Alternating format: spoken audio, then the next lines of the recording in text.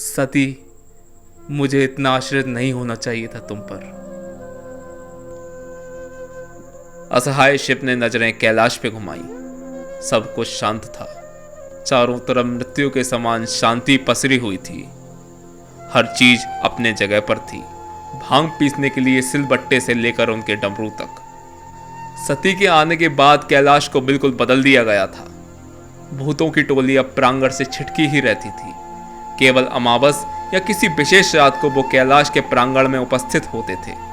शिव के प्रिय सर्पों के लिए अलग से दूध की व्यवस्था की जाती थी।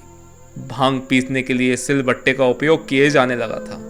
सारे काम एक व्यवस्थित क्रम से किए जाते थे। लेकिन अब जब सती नहीं थी तो कैलाश फिर से किसी शमशान के जैसा प्रतीत हो रहा था। सती, आप मेरे जीवन में आई ही क्यों? शिव ने जैसे खुद से ही सवाल किया। कितना सही तो था।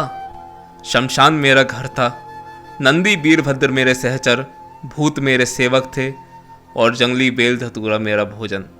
गांजा भांग से आनंद की अनुभूति होती थी और दुख का मतलब कोई अमावस जैसी रात होती थी। शिव व्याकुल हो चुके थे।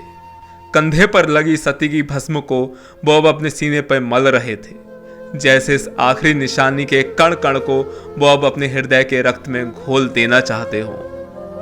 उनके अंतर्मन का अनर्गल प्रलाप जारी था। अब जब मेरे दुख सुख का पर्याय आप बन गई थी, मेरे सारे योग ध्यान का केंद्र आप बन गई थी, तो यूं चले जाने का क्या मतलब है? शिव ने अपनी आंखें बंद कर ली और जैसे हृदय ने दुख को पिघल जाने दिया, जो आंसू बनकर निकल पड़े। सती, आपने ही तो मुझे रुद्र से भोले बनाया था, अब फिर मुझे औघड़ बनने को छोड़ गई हो। महादेव रो रहे थे, संसार के समस्त समुद्र को सूख जाना चाहिए था। शिव, एक अनाथ औघड़ जिन्होंने समस्त जीवन उन लोगों के सानिध्य में बिताया था जो कहीं से मानवीय नहीं थे। प्रेम का मतलब उनके जीवन में गांजा पीकर कई कई दिनों तक ध्यान में डूब जाना था। भांग खाकर खुद के डमरू की थापों पर नाच जाना था। शिव, जिन्होंने चांद को तो अपने माथे पर टिकाया, लेकिन अपने सबसे समीप गले में एक सांप को जगह दी, अमृत की जगह विष को चुना। उनके जीवन में सती का एक स्त्री रूप में आना मृत्यु के समीप जीवन के आने जैसा था। सती वो थी जो शिव को पूर्ण करती थी, उनके जीवन की सर्वश्रेष्ठ थी, और आज शिव के सर्वश्रेष्ठ का यूं चले जाना उनकी आत्मा के बिखर जाने जैसा था।